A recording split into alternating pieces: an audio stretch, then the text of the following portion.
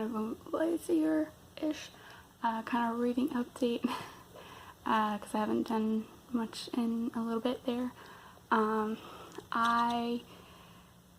Today is the 13th, which is actually Roddy's 12th birthday, which that in and of its own is insane. I can't believe that he is almost like a proper teenager next year. Oh my god, that's so crazy.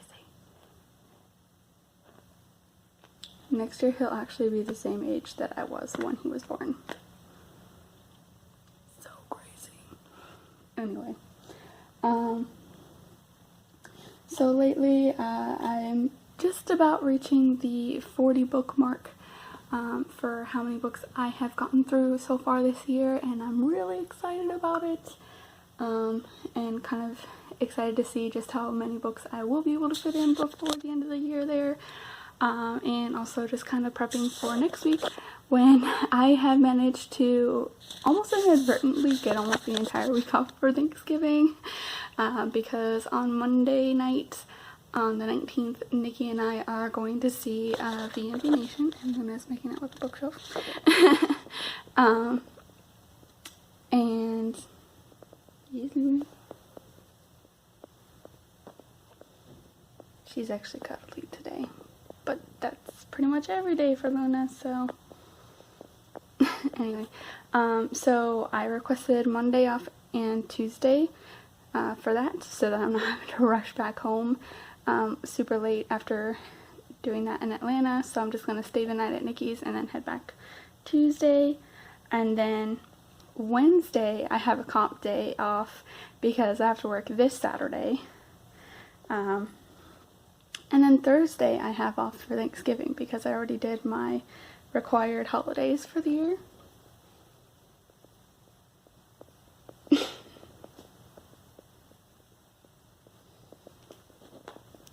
Cute.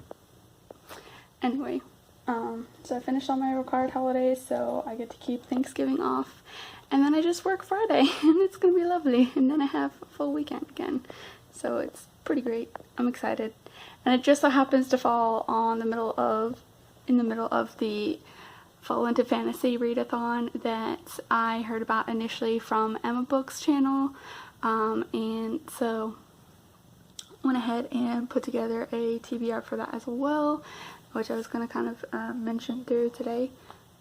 This is awake. It's just, he was sick a couple weeks ago, but thankfully all is well. Side tangent. But he had a little bit of elevated bilirubin levels a couple weeks ago, so worried about him maybe having jaundice or something, but thankfully we caught it pretty early, so it was just kind of backed up a bit. They ended up taking x-rays to try and get a better idea, but thankfully that's all that was going on, so they just gave him some fluids and kind of flushed things out, and now he's kind of back to his usual mischievous self over there. Ace! Get out of the window. Ace! Ace!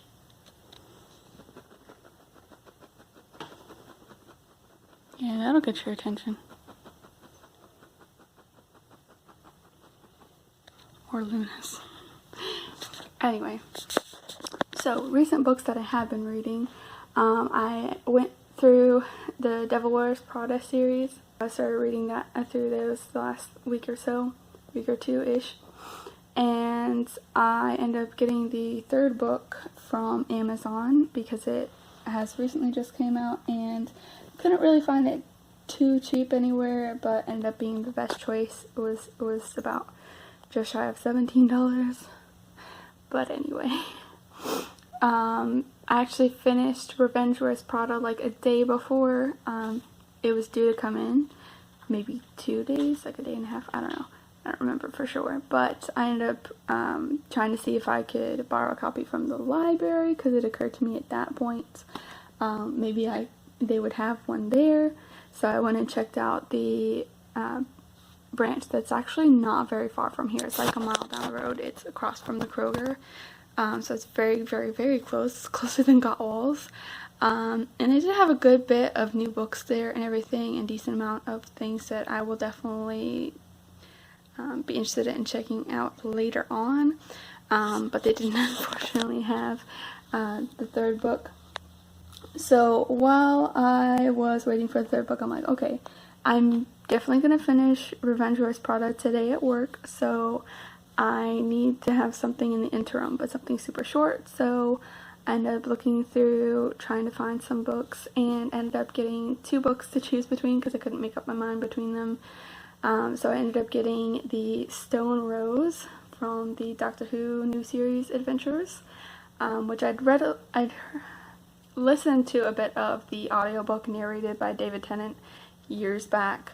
I don't know if I listened through the entire thing. I don't remember if it was just an excerpt or what, but I really liked the idea of it, so I went ahead and grabbed that, and they actually had a decent amount of Doctor Who books on the shelf there. I was kind of surprised, like it was like 10 or so different books that they had there.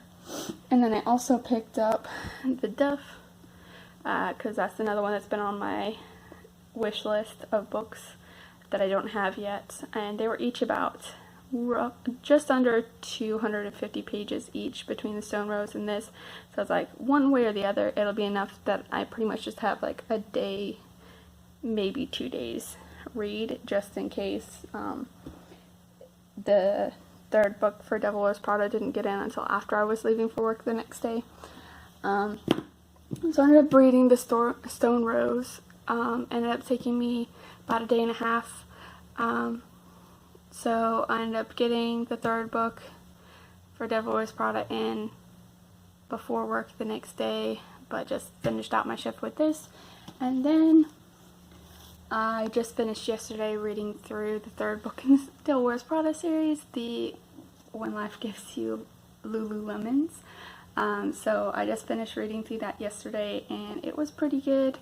It was an interesting plot. It's very different from the other 2 books. One, because it's centered around Emily, and Andy is pretty much just barely mentioned once in the whole thing, because it's so separated. And then it also goes between the point of view of Emily and then 2 new characters, Miriam and Carolina. Basically, Emily and Miriam work kind of as, Emily kind of works as like an agent of sorts, where she helps with publicity stuff, trying to get celebrities out of various like scandals and whatnot, just kind of general managing them to a degree.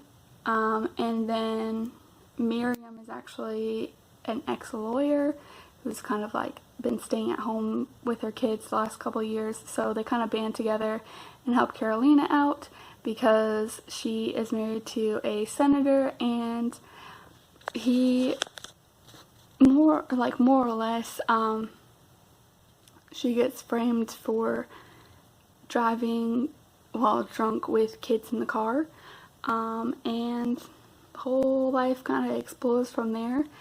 And yeah, it was an interesting kind of plot there. And there was a lot of it that was focused on just like the general lifestyle of like suburban socialite-ish moms in the Greenwich, Connecticut kind of area. And a lot of it was just kind of crazy and weird. But I did rather like the book overall. So I read through those first 2, and then now I am going to get through The Duff over the next couple of days, maybe day and a half or so, depending on how that goes through, and then hopefully kind of even things out in time for the weekends when I start going into the Fall Into Fantasy Readathon. And I kind of went through looking through the different challenges. Unfortunately, I don't have a whole lot that kind of really fits into the fantasy things that I had time for, outside of just like super long series, but I did finally kind of narrow things down. So the first challenge, I have a new series, which I ended up choosing Artemis Fowl because I have been needing to read this for ages and ages. Like, Beth used to recommend this to me all the time when we were like 10, 12-ish, and I just never really got around to borrowing the books. I started reading a little bit of the Septimus Heap series that she also was referring to me a lot of the time, but never quite got around to the Artemis Fowl. So I'm gonna try and actually go through and read the first book now that I actually have a copy of it. The second challenge ended up being something that's been on your TBR list for too long, far too long. And while there were a few, the main one that I ended up settling on was his Adventures in Wonderland and Through the Looking Glass, because technically I don't even know how long it's been in my head that I need to read this. Though I only just recently got a personal copy within the last year or two. Technically all of 3 of the 4 books I ended up choosing ended up falling under my TBR for far too long. I mean, Artemis Fowl already is kind of one as well. As well as one of the other books I ended up choosing for another category, so I have a fair amount that were TBR too long ones. The third challenge was an LGBTQ fantasy book, which I don't know if I technically have like a specific one that really fits into that, so I didn't really end up choosing one for that category. Same for the fourth challenge, which is a diverse fantasy, because most of the fantasy books that I have, other than like a couple of them like Harry Potter, I don't have, like, I haven't read through them really yet, or I have read through the whole series, like the 11 Thumps books, and like I just read through them, so it was kind of difficult trying to figure out, okay, what do I have that may fit into this when I don't really know the stories yet. So I almost kind of settled for Harry Potter for diverse, because technically it is a little bit diverse, but I ended up just kind of phasing that one out because I didn't really have one that I felt confident in for that challenge. Next one was the fifth challenge, which was a multiple point of view book, which the same thing kind of happened. Most of these books I haven't read through yet, and I don't think I have really any that are fantasy that are multiple point of view, though Lululemon's ended up being one that was multiple point of view, as well as The Sown Rose, but pretty much those don't really fit into fantasy, so it's whatever. And then the sixth challenge was a new fantasy book, which I took as, you know, one that had just recently come out. So I ended up going for my new copy of Grim Lovelies, which was also highly recommended by Emma Books, as well as a few other booktubers.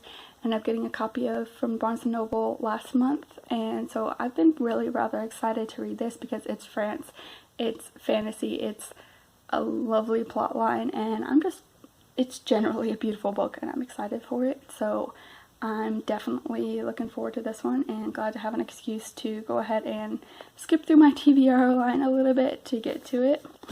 And then the seventh book that I have is a sequel, so I'm technically in the middle gonna have like 5 books in the end. I stand corrected. So that's the wrong shelf. This is the one I want. So technically for challenge 7, I have 2 House of Night books, so this kind of crosses back with the TBR too long with Alice in Wonderland as well. But I'm going to try and get through a couple of the House of Night books as well. So because I have almost all of them. House of Night has been on my list for a while because my friend Rebecca and I used to be super into Twilight, and she was super obsessed with Vampire Diaries. Ended up getting me into that a little bit initially when it first came out on TV. and lent me some of her books. And she also had a bunch of House of Night, and she had me read a couple of those for us to like kind of fangirl over together. House of Night ended up being kind of like my least favorite of the three, but it was still kind of interesting, and mostly just because it's one of the series that I found kind of secondhand fairly easily, because there are so many books in the series, so it's kind of easily for me to just collect them all fairly cheaply. So I have all but the last book actually now, so this would be a good excuse to kind of knock them out a little bit. So I'm going to try and get through at least 2 of those to meet the TBR too long kind of as a secondary, but mostly for the sequel challenge. And then the last challenge that they had was a booktube recommendation, which I went back to Grim Lovely's for, because of course it was recommended to me by Emma Books. So yeah, those are the books I ended up choosing, and it's going to be a lovely week being off of work, thankfully, so I can kind of really get into it, apart from when we're doing the concert thing. But I'm pretty excited, and it's going to be awesome.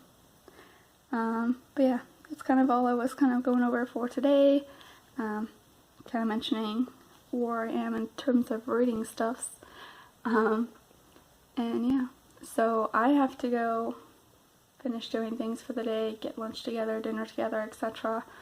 And so yeah. Oh yeah, also that reminds me, I'm kind of waiting for the mail because Ed's mom finally sent over some of his books that he left behind in Puerto Rico, including the first of the Mortal Instruments series. Actually, I wonder if that would have counted towards fantasy, and I don't know if I counted that. Anyway, it's whatever. We'll get to it. Anyway, so those are supposed to get here today. She sent like 2 different boxes of books that he left behind, and then I'm supposed to be getting my Ipsy bag for this month as well today, so I'm kind of excited for those. So if those end up coming on soon before I go to work, maybe I'll catch up on that as well, kind of see what we have. But yeah, otherwise I'm gonna get to it. So the mail finally came by and brought all of the packages and whatnot, since we were expecting the 2 boxes of books from Ed's mother, and I have my Ipsy package that I mentioned, and I'm sorry, but I'm like desperately sorting because I made spaghetti and everything is overheated and I have the fan on, it's still not helping. But anyway, yeah, first of all, mailbox was kind of careless when they put the packages away, because they put the 2 boxes from Ed's mother into the package locker where you get like the key and everything that they leave in your mailbox. But the thing was, they just left them in there and didn't put the key in our slot. They just left it as though like nothing was in the locker. They didn't leave a note or anything. And so first I just saw like the couple of letters and like the little envelope packages in our mail slot, thinking, okay, where are the 2 boxes that are supposed to be here? Because I got an email this morning saying that they were out for delivery, so it's like, okay, they should be here, so what's going on? And it wasn't until I noticed that like the locker underneath on the left side was not closed by like this much, like the door wasn't even like out where there was like a gap. It literally was just like not quite flush against it. And I opened it. Yep, that's just where they were. They didn't bother leaving the key or a note or anything. They're just like, we're just going to stick these packages here and just hope for the best, I guess. So that's the thing. But anyway, now I'm going to be obnoxious and whatnot. Just kidding. I said it's fine, but I'm going to open the boxes and see what books we have, because it's books, man. So there's 2 like this size. They're pretty decently heavy, so there's going to be a decent amount of books. My glasses keep fogging. Ow. Flicked me.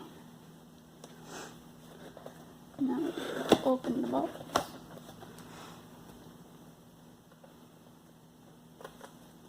We're definitely going to need more bookshelves now, because everything is already overfilled as it is currently, even with my books. And Ed definitely has short space on his shelf. So, first box. Interesting. The Rise of 9, which is somewhere in the I Am Number 4 series. Breaking Dawn. The Never-Ending Story, which I didn't know was a book, so now I'm excited and I'm gonna have to read that at some point. Guitar books and such, and keyboard, etc. I guess most of the books he mentioned to me before are in the other books. A little bit lighter. Okay. Taylor Swift on piano. Some sort. No guitar? Piano? I don't know. I think he mentioned this one to me, Witch and the Wizard, which I've never heard of before. Ever. The first book of Mortal Instruments. Pathfinder, which I also am not familiar with. Box set of His Dark Materials. I don't remember which one of these is the one I have in French. So I have Le Tour des Anges, but I don't know which one that translates to, whether it's book 2 or book 3. Maybe the Subtle Life? I don't know. I'll have to double check. Then we have I Am Number 4, Power of 6, Mockingjay, and Catching Fire. No Hunger Games though. But I think that's because we already have it. And last but not least of the packages that I end up with, I got my Ipsy bag for the month. And I forgot if I actually saw what was supposed to be in here or not already. So I might as well not know anymore. Happy Friendsgiving, say what you're thankful for, and 5 emojis. Okay. Anyway, so Generation Clay Brightening Purple Clay Mask. Interesting.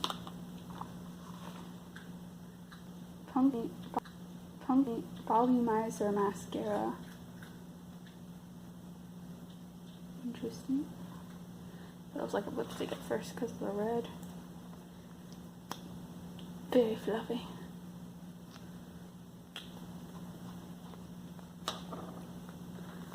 What else we have? Another makeup brush. So yes, now things are looking kind of familiar. So I did look into this before, but I completely forgot what was in here. Bogashi, I think is the name on there. Some kind of shader brush. And once another nail polish. I haven't tried the other ones yet. I gave the pale pink color to Lisa when I saw her in September. Then I did hold on to the dark purplish color that I got last month. And it looks like I got the same-ish color this month as well. But this one is a little bit more brown toned than purple. It's hard to really see. This is what it shows. Wine with Ice Garçon. That's what it's called. If it'll focus on... Will you focus? Maybe?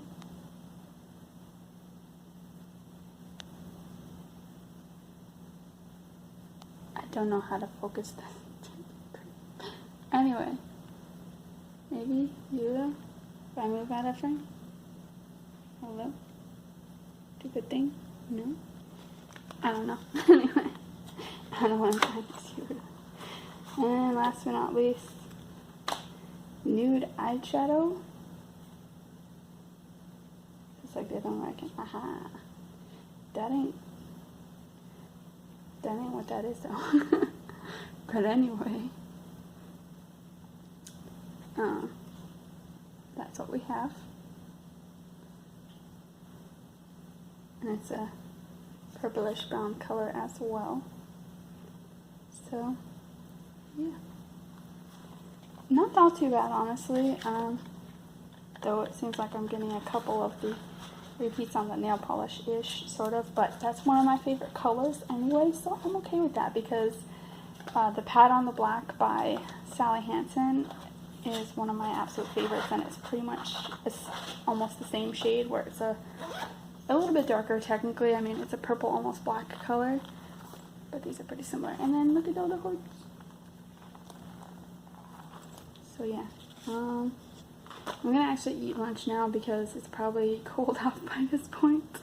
And yeah, just kind of enjoy life for the next half an hour before I have to go to work. Tomorrow's gonna even be more fun though, because I have to go to the doctor first thing in the morning at 9 a.m. And then we're doing our anniversary luncheon at work tomorrow at 2 o'clock. So I get to go in an hour and 15 minutes early, but then I get to get out of work an hour and 15 minutes early in exchange, so it'll be lovely. So I get to get out of work at like 10:15 tomorrow, rather than 11:30. So that'll be nice, a little bit. And then just 2 more days before, no, 3 more days after that, because I work on Saturday before my mini vacation. Anyway, I gotta get moving.